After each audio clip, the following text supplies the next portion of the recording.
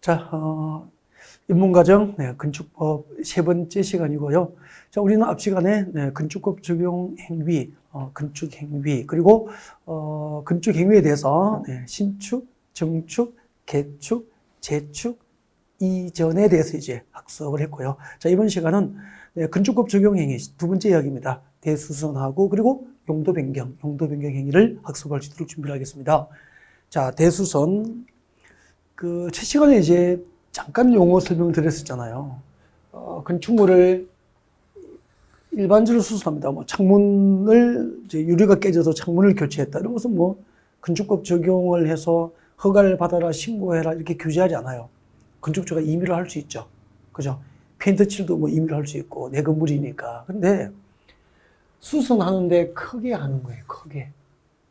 크게 수선하면은 건축물의 구조 안전상 문제가 유발될 수도 있고, 잘못 수선하면은 그 건축물을 이용하는 사람의 안전을 위협할 수도 있잖아요. 그래서 그 건축법이 만들어진 제1의 목적이 건축물을 이용하는 사람의 안전을 확보하기 위해서 만들어진 법이에요. 그러면 그 입법 목적을 생각해 볼 때, 건축물을 크게 수선할 때 사고가 날 수 있으니까, 허가를 받거나 신고를 하도록 해서 안전의 요건을 갖췄을 때만 건축주에게 대수선 행위를 할 수 있도록 법을 만든 거예요. 자, 그러면은 우리 건축법상 대수선 행위는 어느 정도 크게 건축물 수선의 대수선인지 그 기준이 명확해야 되잖아요. 그래서 동그라미 1번부터 8번. 이 동그라미 1번부터 8번에 해당하는 행위를 무슨 행위라고 합니까? 대수선 행위라고 기준을 정해 놓은 거예요. 그것을 잠시 뒤에 암기할 거라는 거죠. 이해가 되죠? 그러면은 이 동그라미 1번부터 8번에 해당하는 대수선, 건축물을 크게 수선하는 행위를 하면은 건축법 적용을 받기 때문에 허가를 받거나 신고를 하고 이 행위를 할 수 있는 거예요. 그러면은 허가 신고 없이 이 행위를 하면은 건축법을 허가 신고하지 않고 대수선 행위를 하면은 처벌을 하는 거예요, 처벌을. 그렇게 해서 이제 안전한 기준에 맞도록 대수선 행위를 할 경우에만 허가를 하거나 또 할 수 있도록 신고를 수리해 주는 거예요. 자, 그러면은 어느 정도 건축물을 크게 수선해야 대수선일까? 같이 보겠습니다. 내력벽. 아까 내력벽은 콘크리트 구조로 된 철근이 들어가는 콘크리트 구조로 된 단단한 벽이 내력벽이라고 했잖아요. 그래서 우리가 기둥을 머리로 탁 박았을 때 시멘트 벽은 아프잖아요. 내력벽이에요. 근데 이렇게 옆에 강의실하고 이 강의실을 구분하기 위한 이 칸막이 벽은 콘크리트 구조로 된 벽이 아니잖아요. 이런 벽은 비내력벽. 콘크리트 구조로 된 단단한 벽은 내력벽이라고. 그 콘크리트 구조로 된 내력벽을 증설하고 해체하거나 그 벽면적, 내력벽의 벽면적 30제곱미터 이상을 수선 또는 변경하면 대수선 행위인 거예요. 그러면은 내력벽은 뭐죠? 콘크리트 구조로 된 벽이잖아. 그럼 이런 경우죠. 여러분 아파트 사용승인 받고 입주했어요. 사용공사 받고 입주하고 10년 경과. 이제 입주 10년 지난 아파트예요. 그러면 이제 건물이 좀, 이제 노후화가 시작이 될 때쯤 됐죠. 자, 그런 아파트를 사서 입주를 한 거예요. 그러면 이제 내부 수리를 좀 하잖아. 이제 10년 지난 아파트 사가지고 들어가려니까 뭐 다시 이제 내부 수리를 하는데, 수선하죠. 수선행위를 하는데, 그때 그 아동방을 확장한다든지 거실을 확장하는 경우가 있잖아요. 그때 콘크리트 구조로 된 벽을 해체하면은 무슨 행위가 되죠? 대수선 행위가 되기 때문에 임의로 해야 됩니까? 허가 받아야 됩니까? 허가를 받든지 신고 대상이라면 신고를 하고 그 행위를 해야 되는 거죠. 근데 그 거실을 확장하면서 콘크리트 구조로 된 벽을 해체를 했는데 허가 신고 없이 해버린 거예요. 그럼 이웃집이 이사 온다고 떡 돌리면은 그 아동방 확장 공사한다고 고발하고 하지 않잖아요, 잘. 엘리베이터에서 만나야 되고 같이 살아야 되니까. 그래서 무사히 허가나 신고 없이 불법으로 내력벽을 아동방 확장하고 내력벽을 해체해서 거실을 확장한 거예요. 근데 지진이 나가지고 건축물이 붕괴가 되려고 해요.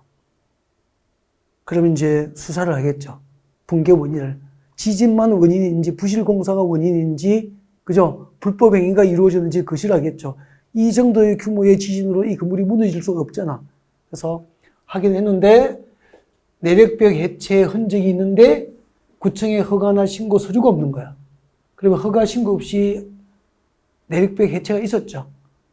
불법 행위를 한 자에게 건축물 붕괴에 대한 일단의 책임을 형사상, 민사상 책임을 물을 수 있는 거예요. 그래서 나중에 이제 10년, 20년 지난 아파트 입주하면서 거실 확장하고 내력벽 해체를 할 경우에는 허가를 받거나 신고하고 하라는 거죠. 그래야 차후에 건축물의 붕괴 등 안전상 문제가 유발됐을 때 불법 행위가 있는지 조사할 때 그 책임을 내가 면할 수 있게 되니까 이런 것을 공인중개사는 입주 과정에서 설명을 해야 되잖아요. 그죠?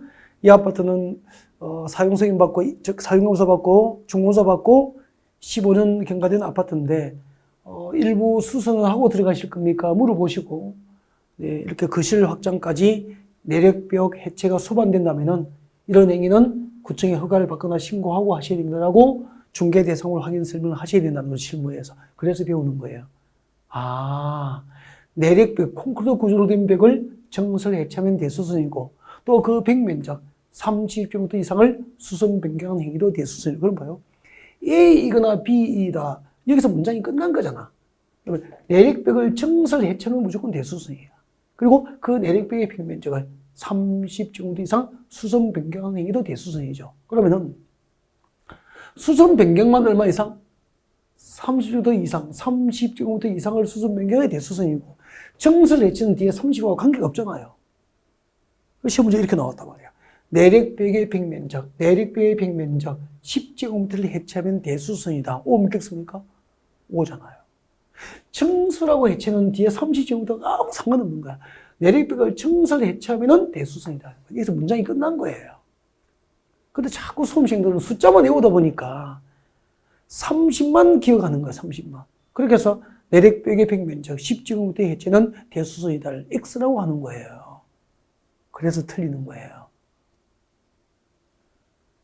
수선 변경은 내력벽의 벽면적을 수선 변경할 때는 벽면적 30제곱미터 이상을 수선 변경해 대수선이고 정설하고 해체는 수치와 관계없이 무조건 대수선 행위가 되는 거야. 5제곱미터를 해체하든 10제곱미터를 해체하든 20제곱미터를 해체하든 아셨죠?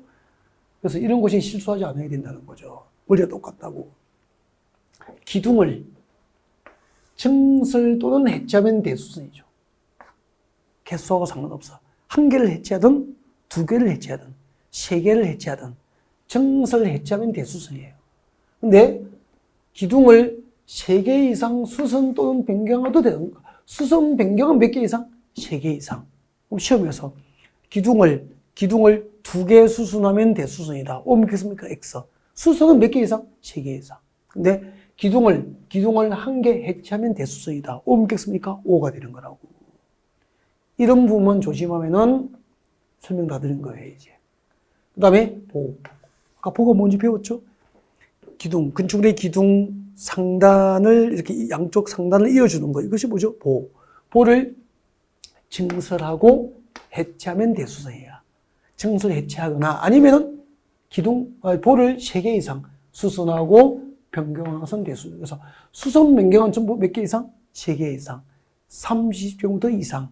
개수를 따지고 증설 해체는 숫자나 면적 규모와 상관없이 전부 대수선이 됩니다. 지붕틀을 증설 해체하거나 지붕틀을 3개 이상 수선 변경하는 대수선 이렇게 되죠. 그래서 일정은 이거 규칙만 이제 이해를 하시면 나머지는 암기하시면 돼요. 그래서 일단 여기까지 입문과정은 맛보기로 해드리겠습니다. 자, 지금까지 대수선이었습니다. 그래서 건축법 적용을 받은 행위, 건축 행위를 건축주가 하거나 건축주가 내 건물을 대수선하는 행위를 하거나 하면 건축법 적용을 받기 때문에 건축 또는 대수선은 허가를 받거나 신고하고 행위를 해야 된다. 허가받지 않고 다음에 행위를 하면은 불법으로 대수선 행위를 했기 때문에 처벌 대상이 된다. 그렇게 하면 됩니다. 네. 다음에 이제 또 중요한 거 나왔어요. 중요한 게 용도 변경이죠. 용도 변경. 지금 그 학원 같은 경우에는 여러분 교육 연구 시설이에요. 학원은 여러분이 지금 공부를 하는 그 공인중개사 학원은 대개 이제 교육 연구 시설로 건축구상 용도가 분류돼요. 분류되는데 이제 학원의 대표님이 옆에 빌딩을 돈을 많이 벌어서 옆에 빌딩을 사서 이전해 버리면은 이게 임대가 나올 수도 있잖아요. 학원으로 쓰던 교육 연구 시설을 이제 건축구상 용도가 교육 연구 시설인데 누군가가 이 건물을 이제 다시 임차를 해서 여기다가 나이트클럽 하고 싶어요. 나이트클럽을. 그러면은 나이트클럽은 위락시설이에요. 그래서 교육연구시설을 위락시설로 용도 변경할 때는 용도 변경 허가를 받고 해야 되는 거죠. 이렇게 사용승인, 우리 건축부에서는 준공검사를 사용승인이라고 합니다. 사용승인. 주택권 사용검사 나중에 배워요.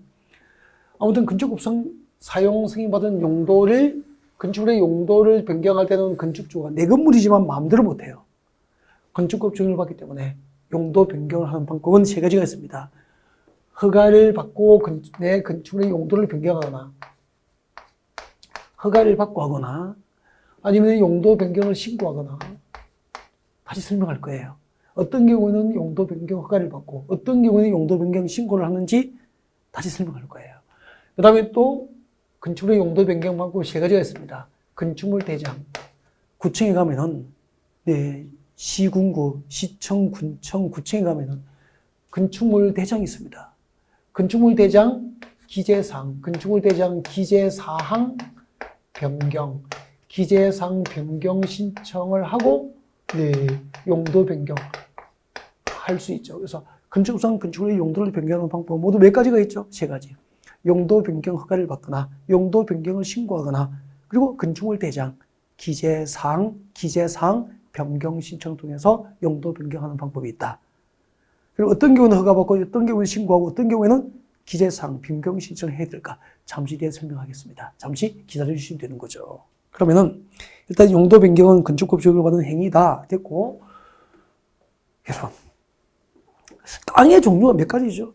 국토교육부에서 배웠잖아요. 땅의 종류.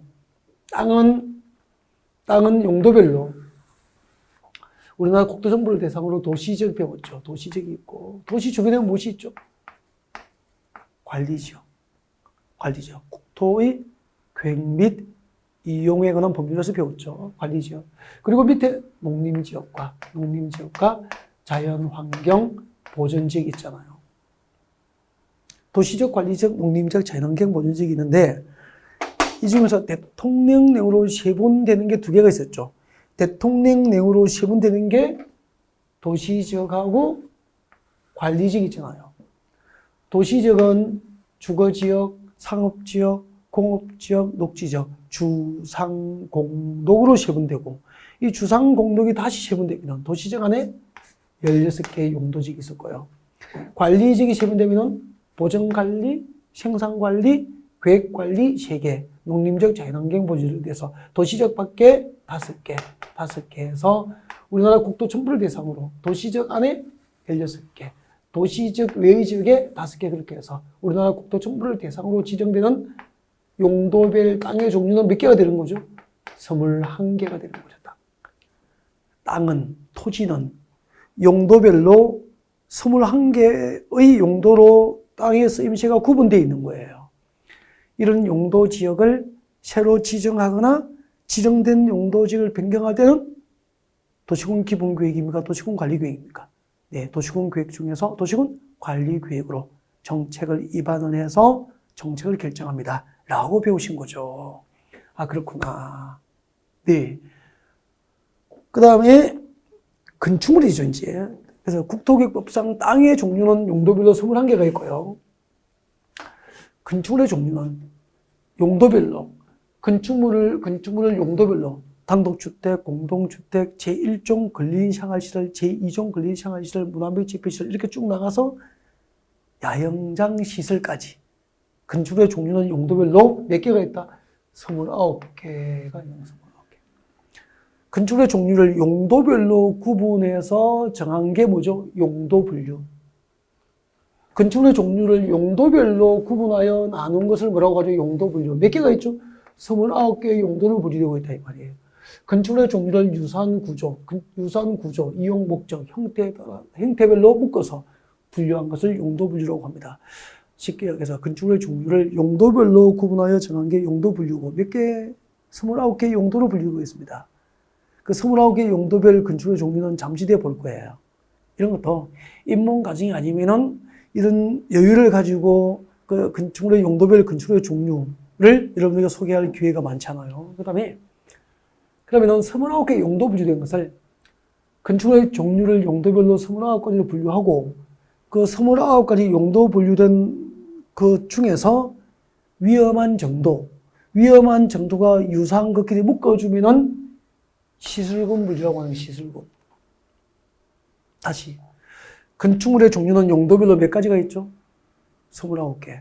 29개 용도 분류된 것을 위험 정도가 같은 것끼리 묶어주면 뭐라고 하죠? 시설군이라고 하고, 시설군 분류는 9개의 시설군이 있다는 거죠. 29개의 용도 분류된 것을 위험한 정도가 유사한 것끼리 묶어주면 뭐죠? 시설군은 몇 개가 있죠? 9개. 9개의 시설군을 여러분에게 소개합니다. 네. 9개의 시설군을 여러분에게 소개합니다. 시설군 분류 9개. 자, 그럼 처음부터 시작해 봅시다. 우리 건축법상 건축물의 종류는 몇 가지 용도로 구분되어 있죠? 29개. 이것을 무엇이라고 합니까? 용도 분류라고 하는 거죠. 용도 분류. 몇 개가 있다고요? 29개. 잠시 뒤에 그 29개를 중요한 거 보여드릴게요. 자, 29개의 용도 분류된 것을 위험한 정도, 위험 정도. 아니, 여러분, 아파트가 위험해요? 공동주택. 아파트가 위험해요? 공장이 위험해요? 공장이 위험하죠. 물류창고가 위험해요? 학교가 위험해요? 물류창고가 더 위험하죠. 학교가 위험해요? 백화점이 위험해요? 백화점이 위험하죠. 그 위험 정도에 따라서 위험 정도가 같은 것끼리 묶어주는 거야. 이것을 뭐라고 하죠? 시설군이라고 합니다. 시설군은 몇 개가 있다고요? 9개. 9개의 시설군이 있는 거예요. 9개의 시설군이 있다. 그렇게 되는 거예요. 그 9개의 시설군은 이렇게 옵니다. 자동차 관련 시설군, 산업 등 시설군, 전기통신 시설군, 문화집회 시설군, 영업시설군, 교육복지시설군, 근린생활시설군, 주거업무시설군, 그 밖의 시설군. 그렇게 해서 머리 글자 따서 요거 제일 마지막은 두 번째 글자 따서 자산 전문 영교 근주박 그렇게 옵니다. 자산 전문 영교 근주박 이렇게 오서 근데 자산 전문 영교 근주박이잖아요. 이걸 10월 말에 시험을 봐요. 7, 8월 달에 이제 기본 이론 과정이 5, 6월에 끝나면은 7, 8월에 실전 문제풀이를 합니다. 문제풀이를. 그때까지도 자산 전문, 시설군 분류를 어떻게 했죠? 그러면 이제 이건 말씀을 해요, 다. 자산 전문, 영교, 근주박 이렇게 해요. 해놓고 이게 뭐죠? 물으면 대답을 잘 못해요.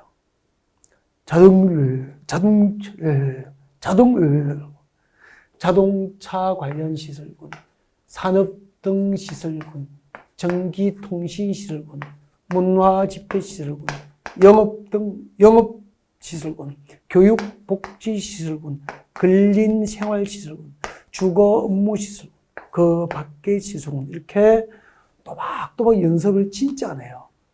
그 어떻게 시험이 되겠냐고. 시험이 10월 달인데 9월 달까지도 이걸 못 외우신 분이 많아요. 어떻게 시험장에 부끄러워서 가는지. 진짜. 지금 하지, 지금. 이걸 내일모레 시험인데 이거 암기하고 있을 수는 없는 가장 기본이니까 입문 과정에서 하는 거예요. 지금 하셔야 돼요. 그러니까 중고등학교 때, 초등학교 때 해야 될 것은 초등학교에 맞춰야 되지. 초등학교 과정을 공부하지 않은 상태로 중학교에 들어와서 초등학교 것을 하려면 안 되잖아요. 그래서 시기가 있단 말이에요. 그래서 입문 과정에서 이것은 해야 되는 거예요. 자산, 전문, 영교, 건축학. 짚으면은 말할 줄도 연습하시라고. 자동차 관련 시술은, 산업 등 시술은, 전기통신, 문화집회, 영업, 교육복지, 근린생활, 주거 업무, 그 밖에 시술은 꼭 하셔야 되고요.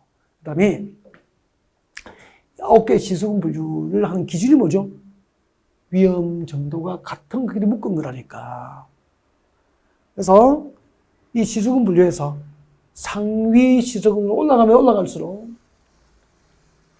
예를 들면은 그 밖의 시술군에서 위로 시술군 분류가 위로 올라갈수록 고위험, 아주 위험한 용도에 해당하는 건축물이에요. 그러면은 반대로 시술군 분류가 하위 시술군으로 내려가면 내려갈수록 덜 위험, 저위험, 위험한 정도가 낮은 건축물로 보면 되는 거예요. 그럼 봐요.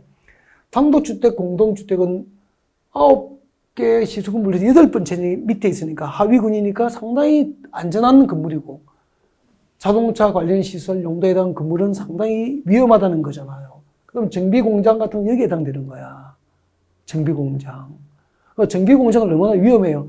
용접하지, 판검하지, 자동차 해체하지, 두드려야 되지, 도색해야지. 그죠? 얼마나 위험하냐고. 그러면은 백화점, 판매 시설은 백화점이잖아요.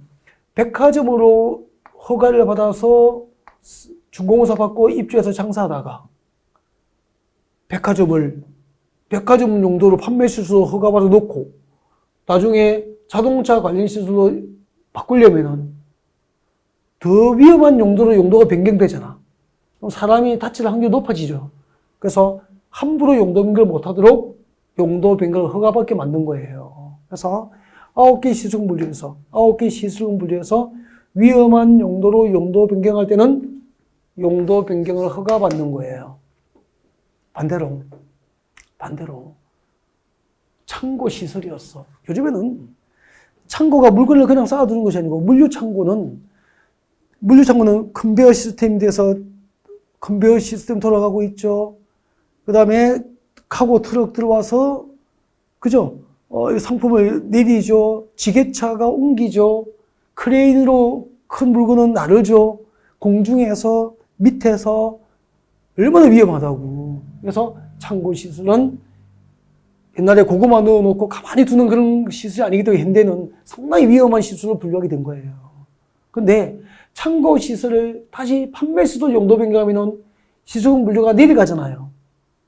덜 위험한 용도로 변경한다. 그래서 상위 시설군에서 하위 시설군으로 용도 변경할 때는 용도 변경 절차가 신고만 하면 되는 거예요. 이제 이해가 좀 되죠? 처음부터 하면은 건축법상 건축물의 용도별 종류는 몇 개? 29개. 29개 용도 분류된 것을 위험한 정도가 같은 용도끼리 묶어주면 뭐죠? 시설군 분류. 몇 가지가 있죠? 9개. 9개 시설군 분류하는 기준은 뭐죠? 위험한 정도. 그러면 같은 시설군끼리는 위험 정도가 같다는 거예요. 그런데 하위군으로 분류된 것을 상위군으로 변경하면은 위험한 용도로 변경이니까 함부로 용도 변경 못하도록 허가를 받도록 했고, 상위군에 속하는 용도를 하위군으로 변경하면은 덜 위험한 용도로 변경하니까 용도 변경을 신고만 하고 쉽게 할 수 있는 거예요. 근데 판매시설, 백화점을 숙박시설로 바꿀 거예요. 그러면은 판매시설, 숙박시설은 시설군이 같은 영업시설군에 속하잖아. 시설군이 같다는 것은 위험한 정도가 같잖아. 그러니까 백화점을 모텔로, 호텔로 바꾸든 호텔을 백화점으로 바꾸든 위험한 정도의 변화가 없는 거야. 그래서 이때는 같은 시설군 내에서 용도 변경은 구청에 가서 건축물 대장 기재사항을 변경해 달라고. 건축물 대장 기재사항 변경 신청을 통해서 용도 변경할 수 있는 거예요. 그럼 건축법상 용도 변경 방법 모두 몇 가지가 있죠? 3가지.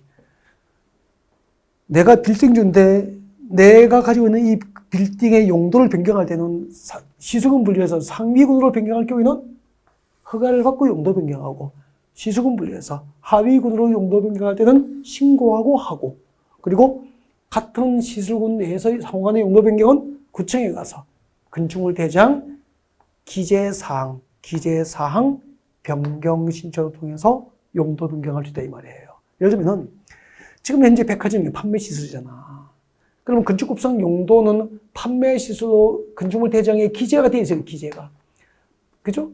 건축물 대장을 떼보면은 이 건축물 용도는 판매 시설로 기재되어 있단 말이야. 이걸 숙박시설로 바꿀 테니까 기재사항을 숙박시설로 변경해달라고 기재사항을 변경 신청하면 된다 이 말이에요. 기재사항 변경 신청이 뭔지 알겠죠? 종전의 용도를 내가 변경하고자 하는 용도로 건축물 대장에 기재사항을 변경해달라고 신청하면 된다 이 말이에요. 그럼 시험이 이렇게 나오잖아.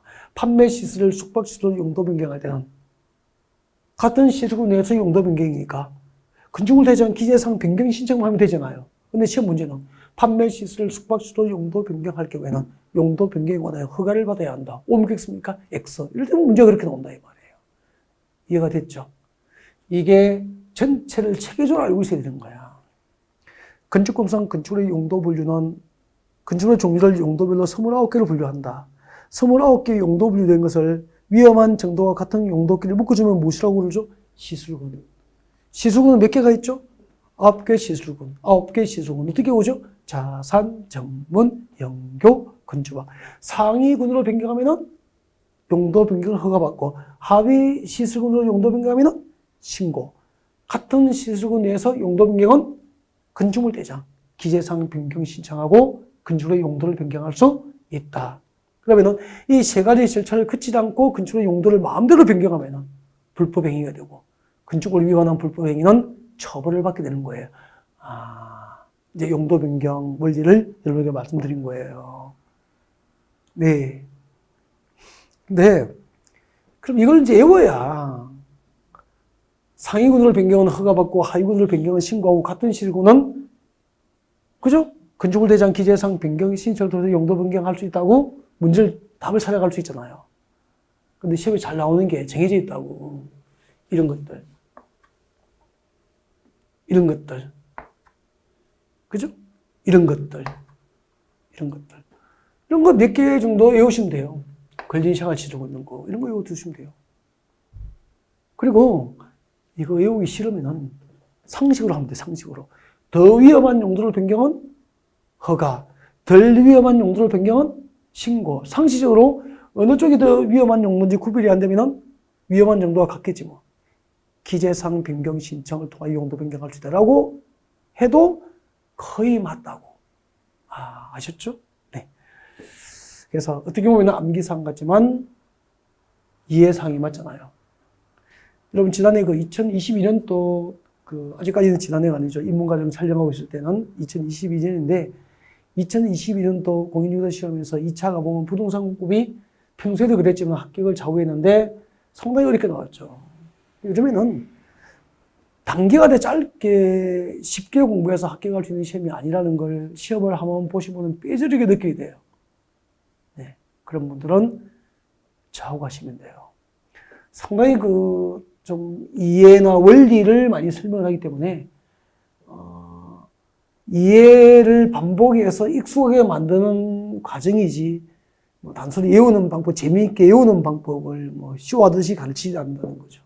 우리가 시험을 준비하기 위해서 공부를 하는 거지, 즐겁게 외우는 방법을 배우는 건 아니잖아요. 부동산 전문가가 되기 위한 과정이니까. 자, 건축법상 건축법 적용을 받는 행위, 건축행위, 대수선 행위, 그리고 용도 변경. 지금은 용도 변경 행위의 원리들을 여러분과 함께 학습을 하고 있는 중이죠. 몇 가지만 이제 여러분 자료에서 다시 짚어드리고, 또 그 다음을 한번 볼 수 있도록 준비를 할까요?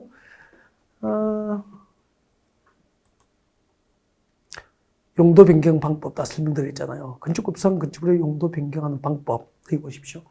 건축법상 건축물의 용도 변경 방법은 세 가지가 있잖아. 용도 변경을 허가받고 할 수도 있고 용도 변경을 신고하고 할 수도 있고 아니면 구청에 가서 건축물 대장 기재사항 변경 신청을 통해서 용도 변경하는 방법이 있다.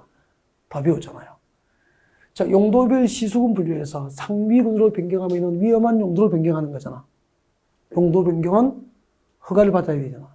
그 다음에 시수군 분류에서 하위군으로 변경할 때는 덜 위험한 용도로 변경이니까 허가받지 않고 쉽게 신고하고 용도 변경할 수 있게 됩니다. 그죠? 네. 그 다음에 시설군 중에서 같은 시설군 내에서 건축물의 용도를 변경합니다. 이때는 같은 시설군 내에서 용도 변경하니까 위험한 정도의 변화가 없죠. 그래서 이때는 건축물 대장 기재사항 변경 신청을 통해서 용도 변경할 수 있다. 그 다음에 복수 용도 인정합니다. 무슨 말이냐면은 빌딩이 있으면은 1층에는 자동차 전시장이 현대자동차, 기아자동차 이렇게 그죠? 이렇게 자동차 판매 영업소가 들어올 수 있잖아요. 그죠? 2층에는 미용실이 들어올 수도 있잖아요. 3층에는 운동시설이 헬스장, 운동시설이 들어올 수도 있잖아요. 이렇게 하나의 건축물에 2개 이상의 용도로 건축 허가를 신청하든지 건축 신고하고 건축이 가능하고요. 용도 변경 허가나 신고를 신청할 수 있다 이 말입니다. 이제 복수 용도가 뭔지 알겠죠? 하나의 건축물에 2개 이상의 용도를 허용한다는 뜻이에요. 읽어볼까요?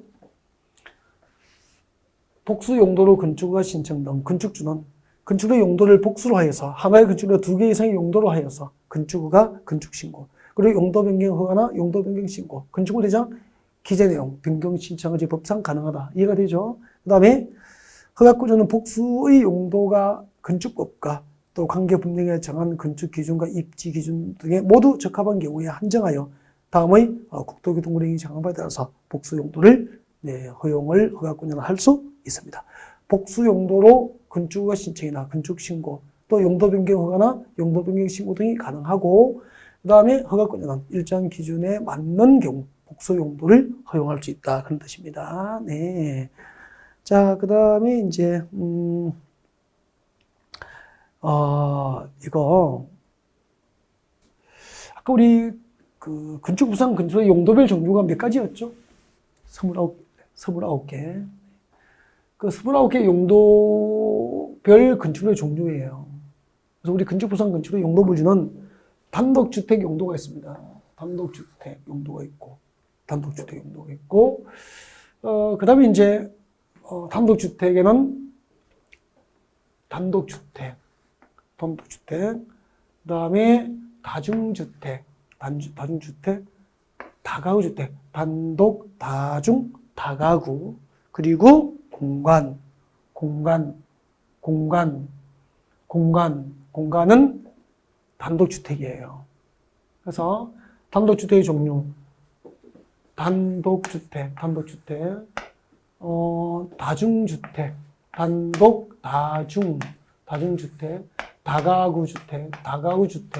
다가구주택, 단독, 다가구, 공간. 이 4개가 건축구상 용도 분류가 단독주택으로 용도 분류된 겁니다. 그래서 건축구상 용도 분류가 단독주택으로 분류된 것은 몇 개가 있죠? 4개. 단독, 다중, 다가구, 공간은 건축구상 용도 분류가 단독주택으로 분류된다. 됐습니까? 네. 그래서 이건 외우셔야 됩니다. 앞에 걸 따서 외우십시오.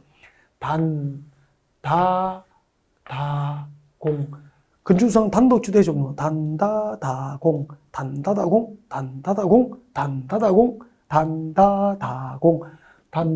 다중, 다가구, 공간. 중요하진 않고요. 기본적으로 암기했으면 좋겠고. 공간이 뭐죠? 한자로 적어서 눈치채셨죠? 네.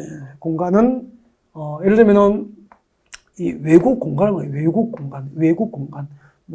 주한미국 대사관, 서울의 각국 대사관이나 또 주요 도시의 영사관이 있잖아요. 그죠? 영사관 등이 들어가 있죠. 이것은, 공간이고, 이 외국 공간은 건축구상 용도 분류가 업무시설이 아니고 단독주택으로 분류되니까 중요하잖아요. 그리고 이제 다가구 주택이 무엇인지 다중주택이 무엇인지 구체적으로 적어둔 거예요. 이런 것은 뭐 중요하지 않습니다. 그렇게 중요하지 않고 나중에 이제 문제풀이 과정에서 필요하면은 약간 언급을 할 수는 있고요. 이런 별도로 뭐 참고만 하시고 공부를 안 해도 돼요. 그래서 여기서 하실 것은 건축법상 단독주택으로 용도가 보유된 건축의 종류 정도 기억합니다. 단독, 다중, 다가구, 공간.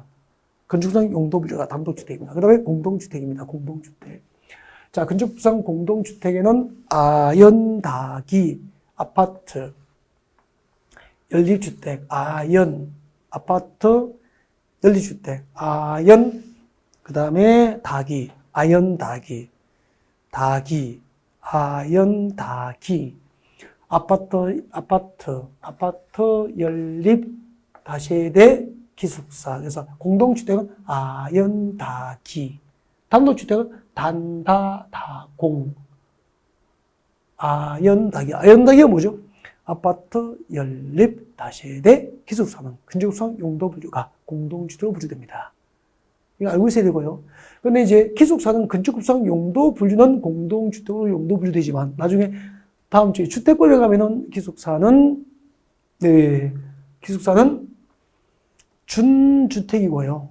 공동주택에 해당하지 않아요. 그래서 건축법상 공동주택으로 용도 분류된 것이 전부 주택법상 공동주택이 되는 것은 아니기 때문에 이제 그것을 구분하기 위해서 일단 건축법에서 공동주택의 종류는 알고 있어야 되고요. 그 다음에 아파트 연립 다세대 주택이 무엇인지는 주택법에서도 설명이 필요하거든요. 그래서 여기서 꼭 설명을 드리고 가야 돼요. 다음 주에 설명 안 하려고. 다음 주에 주택법에서 더 중요한 용어가 많으니까. 그러면은 아파트가 뭘까? 주택으로 쓰는 층수가 5개층 이상인 주택을 아파트라고 그래요. 이 법으로 제기된 개념이야. 그러니까 아파트가 뭐죠? 아파트가 뭐 아파트입니다라고 하면 안 되고요. 주택으로 쓰이는 층수가 5개층 이상인 것은 아파트가 되는 거예요. 주택으로서 5층인 건축은 아파트이다. 오, 믿겠습니까? 다시. 주택으로서 5층인 건축물은 아파트이다. 잠깐만요. 이 주택이고요. 하나, 둘, 셋, 넷, 5층이잖아. 주택으로서 5층인 것은 건축물이다. 주택으로서 5층인 건축물은 아파트이다. OX? X죠. 주택으로 쓰이는 층이 몇 개? 5개층 이상인 것을 아파트라 그래요. 그러면은 이것은 주택이 5층은 맞는데 1층이 기둥만 있어. 우리 원룸 같은 거 보이는 주차장이나 출입통로로 건축을 출입통로로 활용하기 위해서 1층이 기둥만 있는 거 보셨죠? 이것을 무슨 구조라고 그래요? 필로티 구조라고 그래요. 필로티 구조라고 합니다. 필로티 구조. 그리고 여기는 이제 주차장이라든지 건축물의 출입 통로로 쓴단 말이야. 이렇게 필로티 구조로 되어 있으면 주택이 아니잖아요. 그죠? 그러면 2층, 3층, 4층, 5층. 주택으로 쓰인 층은 몇 개 층입니까? 4개 층뿐이잖아. 이것은 아파트가 될 수 없다, 이 말이야. 그래서 주택으로서 5층이지만 주택으로 쓰이는 층이 4개 층이니까 이것은 아파트가 아닌 거예요.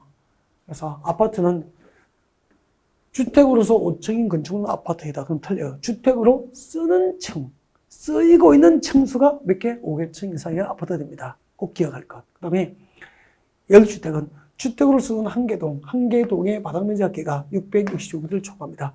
한 개동의 바닥면적 합계가 660제곱미터를 초과하고 아파트니까 5개층 이상이면 안 되죠. 주택으로 쓰이는 층수가 4개층 이하이면 연립주택이 되는 거죠. 한 개동의 바닥 면적 합계가 660제곱미터를 초과하고 주택으로 쓰이는 층수가 4개층 이하이면 연립주택이 됩니다. 그 다음에 다시대는 주택으로 쓰는 한 개동의 바닥 면적 합계, 주택으로 쓰는 한 개동의 바닥 면적 합계가 660제곱미터 이하이고, 주택으로 쓰이는 층수가 4개층 이하인 것은 다시대 주택이 됩니다. 그럼 봐요. 연립주택과 다시대 주택의 공통점이 뭐죠? 연립주택과 다시대 주택의 공통점은 한 개동의 바닥 면적 합계가 660제곱미터 초과하면 연립이고 그 이하는 다시대 주택이 되잖아. 이게 차이점이고 둘 모두 주택으로 쓰인 층수가 몇 개? 4개층 이하라는 점에서 같다는 겁니다. 그래서 연립주택하고 다세대주택의 공통점은 주택으로 쓰인 층수가 4개층 이하라는 점에서 똑같고, 주택으로 쓰이는 한 개 동의 바닥면적 합계가 660을 초과하면 그중 연립, 그 이하는 다시대야 되고, 그 다음에 주택으로 쓰이는 층수가 5개층 이상이면 뭐죠? 아파트가 되는 거죠, 법적으로. 이렇게 해서 아파트 연립 다시대, 그리고 기숙사까지를 건축구에서는 공동주택으로 용도 분류합니다. 그 다음에, 이제, 시험을 준비하기 위해서 꼭 알고 있어야 될, 이제 용도 분류된 건축물의 종류를 지금 우리가 체킹하고 있는 거고요. 그 다음에 이제, 제1종 근린생활시설 봅니다. 제1종 근린생활시설. 제1종 근린생활시설. 이런 근린이 뭐죠? 근린은 가까울 근자에 인접할 인자입니까? 주택과 가까운 곳을 주택과 인근 지역을 근린이라고 그래요. 주택과 인근 지역이에요. 그래서 주택과 인근 지역, 근린 지역에서 일상생활에 필요한 시설들이에요. 그것을 근린생활시설이라고 합니다. 근린생활시설은 두 가지가 있어요. 1종 근린생활시설도 있고, 그 다음에 보면 이제 2종 근린생활시설로 분류되는데, 1종 근린생활시설을 꼭 알고 있어야 될 게 있어요. 식품, 잡화, 의류, 완구, 수조, 건축, 자재, 의약품, 의료기 등 일상생활용품을 판매하는 소매점, 일상생활용품을 판매하는 소매점으로서 해당 용도로 쓰는 바닥면적합계가 1000제곱미터 미만인 것은 1종 근린생활시설. 동네 슈퍼, 식품, 잡화, 의류, 그죠? 동네 슈퍼마켓인데 바닥면적합계가 1000제곱 미만이면 동네 슈퍼는 1종 근린생활시설. 주택과 인근 지역에서 일상생활용품을 판매하는 시설로서 1종으로 분류돼요. 그 다음에 꼭 외워야 될 거. 라번이죠, 라번. 중요해요. 어원. 직가어원. 한의원, 침술원, 그죠? 적골원, 조산원, 안마원, 산후조리원, 전부 원이니까 일종이잖아. 농담을 그렇게 오는 거예요, 원. 그래서 일상생활에 필수적이고 유익한 것은 대개 일종으로 분류돼요. 그리고 조심해야 될 거. 안마원은 일종 근린생활시설이고, 조금 이따가 나오는데, 안마시술소는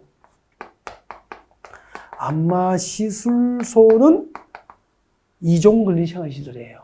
일상생활에 필요하지만 필수적이지는 않다고 해서, 일상생활에 반드시 필요하고, 유익하면은 1종으로 분류하고, 일상생활에 필요하지만 반드시 필요하지는 않고 덜 유익하면 2종으로 분류하거든요. 꼭 기억했으면 좋겠습니다. 나머지 참고하시면 되고, 그 다음에 다 어원이잖아. 어원급. 나중에 병원급은요.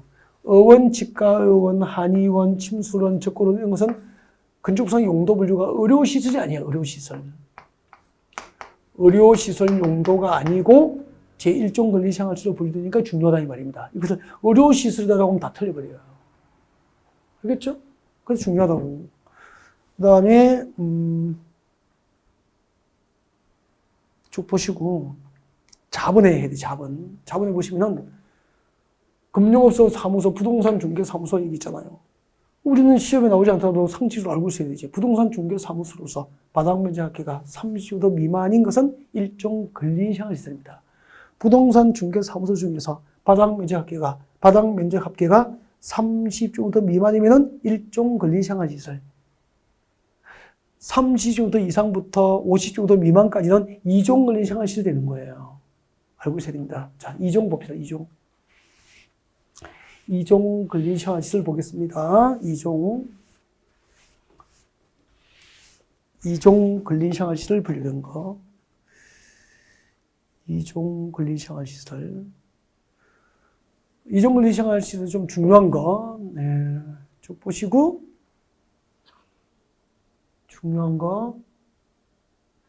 그렇죠. 2종 근린생활시설 중요한 거 많이 나오나? 일반 음식 먹고, 물고, 동물병원은 2종 근린생활이 중요해요. 원래 병원급은 의료시설인데, 동물병원은 2종 근린생활시설, 의원급은 1종 근린생활시설. 알겠죠? 네, 중요해요. 그다음에 뒤쪽 보시고 부동산 중개사무소로서 아까 바닥면적가 30제곱미터 미만까지는 1종이고 30제곱미터 이상부터 500제곱미터 미만까지는 2종을 시행할 수 있어요. 부동산 중개사무소로서 바닥면적가 30제곱미터 이상부터 500제곱미터 미만까지는 2종을 시행할 수 있어요. 아셨죠? 네. 그 다음에 2종 권리시장 시설 중에서 중요한 거 지금 체킹을 해드리고 있죠. 아까 단란 추정. 2종 권리시장 시설 단란 추정. 단란 추정으로서 바닥면적기가 150제곱미터 미만인 것은 2종 권리시장 시설. 안마 시술소 노래 연습장. 그래서 일반 연습장 먹고 마시고 울고 장의사 울고 그다음에 안마 받고 노래하고 뭐 이런 것은 2종 권리시장 시설로 분류합니다. 네, 2종 권리시장 시설 중요한 거 체킹해 드릴 거예요. 그 다음에 이제 문화및 집회시설에 뭐 꼭 찍어 드릴 건 없습니다. 참고로 쭉 보시면 돼요. 뭐 암기를 안 하셔도 될 것 같고, 문화및 집회시설 참고로 보시고요. 네, 여기까지만 일단은 중요한 거 몇 가지를 체크해 드렸고요. 우리 건축법상 용도 변경. 그래서, 건축법 적용 행위, 건축법 적용 대상물까지 이제 진도가 다 나간 거예요. 네. 건축법 적용 대상 지역부터 이제 또 다음 시간에 계속하겠습니다. 이번 시간은 여기까지입니다.